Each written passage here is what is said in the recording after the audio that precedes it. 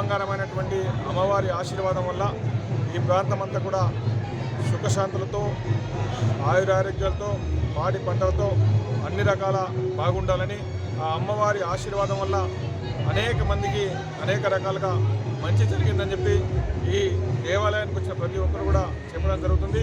ప్రతి సంవత్సరం కూడా ఈ ఉత్సవాల్ని ఘనంగా నిర్వహించడం ఇది 12వ వార్షికోత్సవం. ఈ వార్షికోత్సవాన్ని కూడా ఈరోజు ఘనంగా నిర్వహించినటువంటి మన నిర్వాహకులందరికీ కూడా శుభాభినందనలు.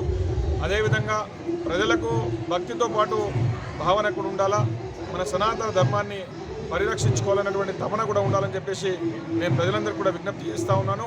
భావితరాలకు మన సంస్కృతి సాంప్రదాయాల్ని తెలియజేసి మన సంస్కృతి సాంప్రదాయాల పరంపరని భావితరాలకు అందించే విధంగా ప్రజలందరూ కూడా కృషి చేయాలని, ఆ అమ్మవారి ఆశీర్వాదం వల్ల అందరూ కూడా సుఖశాంతులతో ఆ ఆయురారోగ్యాలతో ఉండాలని చెప్పేసి నేను ఆ భగవంతుని ఆ తల్లిని ప్రార్థిస్తూ ఉన్నాను.